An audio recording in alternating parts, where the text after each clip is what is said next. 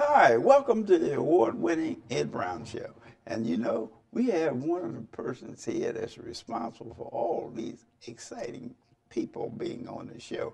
And you know my sidekick there, Camara Richmond. And she has a radio show along with helping Ed Brown getting these outstanding guests on the show. Camara, welcome to the Ed Brown Show. And people don't understand, she's here every show, whether she's on camera or not, to help out. And she's doing a terrific job. Also with her is Joan. I mean, Joan, that's her mother, and Joan is in the background, but Joan does a terrific job too. Hey, tell us a little bit. You know, I really haven't had you on enough so the people recognize this Camara, you know, when she goes down to Widman's or go down to one of the stores, you know, because the fact that you've contributed so much on and off the show, and the fact that how you got into it. Give us a little background on yourself and how you got involved in the radio and all of that good stuff. Well, thank you, Mr. Brown, for having me and for recognizing me and my mom. It's a labor of love just for you. So I started, well, a friend helped me start my radio show, and it's called the Stroke Diva Fabulous Show because I had a stroke in 2004, but I still, you know, have a little diva and fabulous in me. Mm-hmm. So I can see that. have that, and so I do my show every Monday at 7 p.m. and I talk to people that. What station is that now? Oh, I'm sorry. It's online. Online. Okay. Online media. Now this is after the show is over. We have that in the headlines, right? Right. Right. Okay. Right. All right. And so, you know, I find people online or they find me, and we talk about. I'd like to interview you. I've had a stroke, so I may lose my memory here and there. Mm-hmm. I may get confused here and there. Right. We all do. Right? I might say something crazy, right. But everyone is like 100% into it. And so the folks that I have on the radio show, we like to have them on the Ed Brown Show and vice versa. Oh, yes. Those people on the Ed Brown Show, yeah. we like to have on the Stroke Diva Fabulous Show. So it works well. So you're doing a terrific job. Thank you. I get comments about individuals, you know, they ask me about them, you know, and really sometimes you know more about them than I do. I just have to relate to the show and give them information along those lines. Right, and I want to tell people that your show is on YouTube. Right. And so it's under the Ed Brown International Show. Right. With Camara Richmond. So it's on my YouTube channel, but it's all your videos. Yeah. But what happened is that we got into the international part, and you've done a terrific job with. Thank you. You brought in old Michael, the retired Foreign Service officer, who has tremendous experience, you know, in government, period, not just the United States government. World government. That's why we went international, because I said, hey, well, having this backdrop here with Michael is excellent. You know what I mean? It's not it's not someone thinking about someone that actually experienced it for a long period of time, and I really appreciate him coming on the other than Uncle Devin, and you know, along the lines of the children, and these are children, and just the mix is fantastic. Right, and Michael, you know, he was in the Foreign Service for about 40 years, and he lived out of the country all that time. Right. And once he met you, he said you were like his older brother. So he will come even no matter where he is to be on your show to talk about politics. What we have to do, you know, we know that he's away. What we have to do is set up, now you could do it probably with your show, set up a radio contact with him so he could talk through your show to the Ed Brown Show. And if we could set that up, you know, and have it live, where like I'm sitting here, you know, and we have we flash his picture on there, and I'll ask him questions, and he can answer the questions. Right. You know, because I'm trying. I don't want to lose him. You know? So I thought in terms of that. You know, you've seen that on other shows. You know, where the person's fishing. Right, Skype. We have to get Skype. Right. Get Skype working. Yeah, right. So, And hey, I gave you assignment on the show. But I said that we can attempt that. I think that would be great. That would be great. Yeah, because there's so many things that in the world that's happening internationally that most of it is, like I said, program managed, you know, where individuals, you get what you call that this is an official statement, you know, or either, you know, how some situation people say, well, I can't comment on that because, you know, I haven't been authorized and all of that kind of nonsense. You know? This way, we get it from Mike. We know that he's had the experience with it, and he knows basically how it works. Yeah, and he's not going to give you every detail. No, but he's going to give you he's going to break it down so we kind of understand. Right. And what games are being played. Exactly. So we know. By the world. Right. It's not we can talk about just, it. You know, but by the world. Right, you know, right. That really gets go. Okay, well, tell us more about the show now. Some of the guests that you haven't had on my show that you've had on your show. You know, I know you've had some. Well, let's see. For the month of July, I had Matthew Fogg, and you know he's into politics, right? And he's been on your show as well. And he was what was it, Congressman? He was running for Congress, right? But he's been on CNN like. Yeah, I've 2-3 times right. a week now with everything that's going on. So they want his opinion. But right. people don't realize that he's been on Ed Brown's show a couple times. Yeah, and he's been on my show twice. Right. And so I also had Jatu Senese. Yeah, we got to get him back. Michael Fogg. He'll love that. Yeah.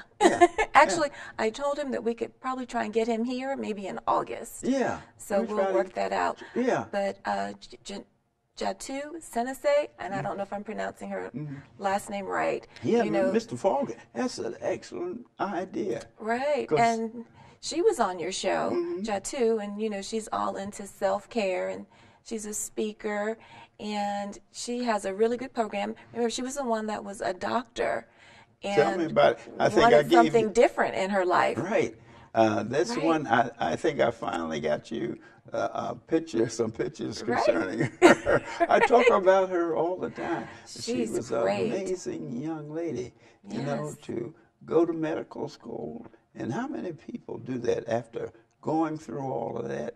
And then she felt still she wasn't doing the thing she really wanted to do, and she dropped being. She's still a doctor, you know, but she emphasized helping people. Right, self-care and coaching. Yeah, and so she's doing a really good job. And then Devin Walker, who I've known Devin since we were in high school, and you and Devin have connected, so he's been on your show a couple times. Oh, yeah. And Devin was just on my show on Monday night. I know talent when I see it or hear it. You know, so Fogg and Michael. Great people, great people. The information that they have is. And what I like about it is it's not programmed, you know, because hey, look, that's what Mike says. He said, well, I don't know, Ed. I said, what about coming? I said, man, I had to brush up on. I don't know what questions you going to ask. Because that's one thing about it. It's nothing programmed. There's no program managed news here. When we have guests here, I might ask them anything. So, you know, if you find out we're going to have certain guests and you want to give me some ideas about questioning, fine. Because as far as the guests are concerned, they don't know. But I'm like, they're up there, they're a target, you know. That's what some of them, they love it. They call me and they say, hey, I'll be on this show, but what are we going to talk about? I said, we'll talk about certain things that you are expert in, and then I may ask you any question that comes to me, that associate with your knowledge. And that's what everyone says. I don't know what question he's going to ask Right. me. So it's like, should I study before? Well, yeah, What question is he going to ask me? I said no. I said no. We don't have any program managed dudes Yeah, here. it's right off the top. It's right off the top. But for Devin, he's promoting his book, The ABCs of Percussion, and he has his show called The Uncle Devin Show. Right. And he's working with children using percussion so that it's like he and I were talking, it's their cognitive ability, it's their physical ability when you start working with instruments. So it's really interesting. And you know the good work that he's done. Yes. And this next Monday, at 11 a.m., I'm going to be talking to Dorothy Howard, which we met at the award show, and you've had her on the show. Yes. And I've had her on my show, but she's doing something now she's working on supporting our troops that have PTSD. And so she's raising money for that. And so we're going to talk about that on Monday at 11 a.m. And so that's really interesting. That's going to be on your show. At 11 a.m. 11 a.m. on Monday. It's going to be this. What date is that? What day is next Monday? Monday. I have a calendar. Is it the 27th, I think? Yes. I think it's the 27th. Because 29th is on Wednesday. Right. Right. And so on Wednesday, for your show on Wednesday, we're going to have Raul Julia, who is the editor-in-chief of Sweet Magazine. Right. And next month, I do have, her name is Andrea, and it's S-O-K, so I don't want to pronounce it wrong. Right. But she So you got quite a few lined up there, Yeah, she that does. they be on. And see, Right. that's the thing about the Ed Brown Show. You go to Mara's radio show, what you can do, you can get a lot of those people that, actually miss, because your show is on every Monday, is that right? Every Monday. And Every it's Monday. live. It's live and archived. So it's recorded and people can listen to them at any time. But about Andrea, she works with Shot at Life, which is working with children that need vaccines all around the world. So that's going to be interesting. Children and vaccine. All around the world. That's called A Shot at Life. That's the company. And then you'll have Tiffany Boyle, who I've had on my show, who does Emerge magazine, which is new and fresh. Right. So you're going to enjoy talking to her. And we have, there's someone else I'm going to tell you. I said I have a surprise for you. So on Sunday, I went to this event, and there's a young woman. Her name is Shalea Sutton, and she does a program called Uniquely You, and she does this summit every year. And so young girls go to the summit, they make connections. They've been doing the project for a long time, so they learn a whole bunch of new stuff. So the speaker, which she's my friend, you've had her on the show, Araka Rotherondue, and Araka is an author and empowerment specialist.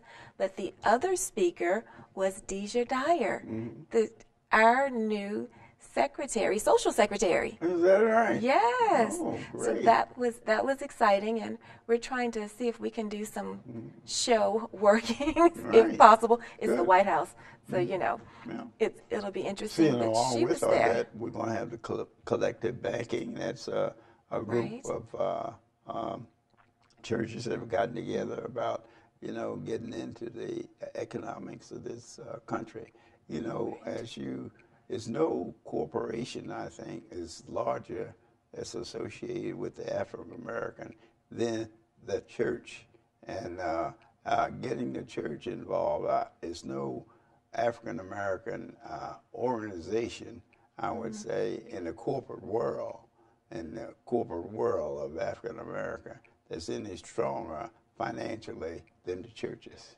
And I think that's one thing that people should understand, is that we have money for everything, It's just we have to really, like the collective banking group will be on this this end of this month, and we're going to have a follow-up on that on the collective banking group, so that you can find out basically what they're doing along the financial world concerning one of our greatest resources. Has always been our greatest resource, the churches. And the thing is, that's where everything starts for us. Yes. During slavery or Yeah. during Reconstruction, all of those things, the church is a safe place for They us play a to meet. magnificent role. Right. Yeah. A big role in what we do. That's it, because in order really to gain in a Catholic society, you have to be part of it. And Yes. you can't just be a consumer. See, I think most of us have a tendency to consume, buy. But in order to survive in the Catholic society, you have to be part of it. And I think this collective banking group is making it. It's take a while, but those are resources that we have. You know what I mean? It's not like, well, we got to qualify to get this loan, or qualify for that loan, or qualify for this investment. We have it. Every Sunday they collect it, they pass the plate. You Right. know what I mean? So I'm suggesting that that the religious world, regardless of what religion they're in African American, what they do is start pooling their church money together. I know it's a tough job, but hey, it's worth it. Yeah, and the good thing about our churches is they raise money. Yeah. So we have all of the political strife that we have Right. going on now. People are raising money in those churches to help families that are being displaced. That's a good point you make. And all the churches have some kind of project around the world. Yes. That they're helping other countries, people that are downtrodden, that needs help Yes. in Asia, Europe, Africa, all those countries, that they have problems. And churches here in the United States, they have programs set up to help Yes. those people when they could do the same thing right here in this country. Yes. Yeah, they could do the same thing Yeah. here. Was it different, like I said, South America's, that Europe, a lot of people think in terms of Europe, well, it's a lot of Scandinavian, Slavic countries in Europe that needs help, and the same. Well, a good example just finished was Greece. Right. Greece was an excellent Yes. example of a European nation that had financial problems. And the same thing I propose, to the collective banking group can occur with the churches here. Instead of, they could have these different projects, but develop a corporation of churches, and like this organization I have on the call, Collective Banking, they've been out there 10, 15 years. Maybe they need help, and help from people. And your money, you're putting your money in the plate every Sunday, you know what I mean? And I think investing in our own country would be a great move for the churches. They've done a terrific job in the past, but I think what they need is like I like the title of the school, Collective Banking, getting the money together to be a part of our society where we Right. live in, where things are not kosher either, Right. So I think we need to help ourselves. And I think Yes. that's one way that, which we have already established, the Yes. church has done a terrific job. Yes, and they and do. they can really center themselves, the economics that is needed here in this country, as far as jobs and things of that nature, get into the political system and get involved. And that's the key, getting into the political system. Right. And I know you're not supposed to mix religion and politics, but in the climate that we live in, Right. it goes hand Yes, in hand. right, And so exactly. there's a lot of money going to these different campaigns. Right. And you're like, well, why is the money going there? But everyone has a piece of the pie. Yes. And it doesn't always work for the rest of us, but politically, it works for them and their causes. And you think in terms of it doesn't matter what religion you are, whether you're Catholic, Baptist, Presbyterian, or whatever. It doesn't matter. The church, when it comes to economics, they should, which they have done in the past, they have pooled their resources. Yeah. And in pooling the resources, you become a factor in the major decisions that are being made in our country. We're busy, trying to help some people, and like I was saying, different places, the churches.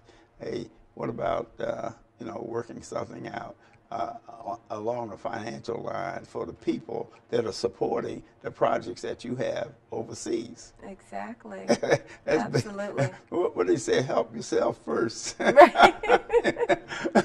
That's basically what it's all about. Help yourself first. And then you can help everybody else. Yes, right. And then you're able to pass that along. So, hey, the Collective Banking Group, they'll be on, they've been on before, and they're a very positive organization. And I'm really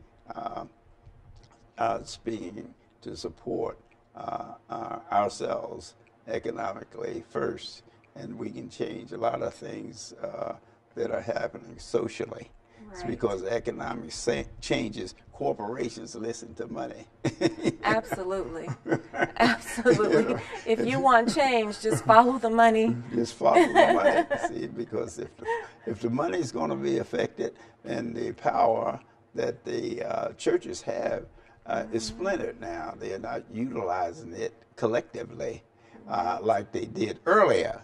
In fact, the churches were very, very positive early. They're more positive earlier than they are now. I agree. Really, so we think about problems, but that's one thing I hope that people start to understand. If you're going to be recognized in a capitalistic society, you have to have what color? Green is the color. Green, it speaks louder than any color, and everybody respects it. Absolutely. And you have a famous quote that you talk about money, about being economically free. Yeah. What he say, economically free? He said that as a great poet said that you're not free, and you get find out what great poet said that you're not free until you economically free, and that's true all over the world, not just here, all over the world. Once you get economically free, a rule, a law, pass a law, they find words to circumvent it, go around it, defeat it. But I have found that when you have the economics in this country, that's power. And always remember, the color is green. You get recognized on all levels, from the Congress on down to the mayor of the town or the place that you live. Absolutely. And those are things that we really have to think in terms of. You think in terms of problems that you have. All of those problems will go away if the economics is improved. And you know who's going to improve the economics? You. Nobody else. You got to do it yourself. Just like expression one of my friends says, in this society, if I can, some people may like a quote like this, if I can make money off my mama, I'll do it. I get some flack on that, but the idea is to say, emphasize on this society is that way. If they can make a quarter off of their mama, they're going to do it. How many families have the same problems? How many groups have the same problem? Is the fact that Money is the thing that you have to control your own destiny. You don't control it by laws. Well, you can see that. You control it in this society by the economics. And once we get involved in the economics, boy, you'll see a lot of change. People respect green. Remember that. Absolutely. And speaking about finances, I'll put a plug in for Bill Keating. Mm-hmm. We've had him on your show and my show, who talks about once you have education, then you can make good decisions with your money. And so, he does his webinars with Professor Bill. But you need help sometimes. Professor Bill, right. You need help sometimes to kind of make those decisions. And Professor Bill, I've had him on. I want to get him back here again because I'm pushing this economic independence. Once you don't have to worry about 9 to 5. And one thing about economics, it works harder and longer than you will ever work. I mean, it doesn't sleep. It doesn't take a lunch break. It doesn't do anything. Right. Money never sleeps. No, it works 24 hours a day. And see, those are things that you want to invest in as far as this country is concerned. You want to get respect from anyone. It doesn't make any difference. Anyone. All you have to do is have economic independence. If you don't have, if you're dependent on someone else, on a 9 to 5 job, you never make it. Not in this society. Maybe another one, but not this one. So those are things that we really going to be talking about on the Ed Brown Show. We got some outstanding guests that'll be coming on for 2016 and the rest of 2015. And we're sending a lot of information on economic independence because that changes law. That changes everything. Your cost of living, it changes everything. But you have to get involved. You can't sit at home during the election. You have to go out and vote. Use the tools that you have. You're not using the tools that you have. That's one of the problems. I was really embarrassed on a lot of things that happened just because individuals didn't vote. Right. Somebody put their life on the line for voting, but people don't really believe that the vote can change, but it can. So use no excuse. Get involved in your neighborhood on all levels. I don't care what level it is, whether it's town or whatever. Get involved because your involvement is determining the future. And the future is determined by your economic standing. Is it good or is it bad? Just look in the mirror and say, I can do better than that. You are absolutely true. Absolutely correct. Right. It starts within us. Yeah, it starts within us. But anyway, Professor Keating his son, we had him and his son. He showed through his son going to school and everything, being involved. So this has been Ed Brown, and you have Camara. Ed Brown Show, we have people like Camara and Joan and all that helps to bring in these outstanding people, And we're talking about the present, What can you do to improve your life? Look in the mirror and have you done anything to improve the history, to improve the future of your young kids? This has been Ed Brown. See you next time. Don't forget, save, save, save, vote, vote, vote. Absolutely. Yes. Okay.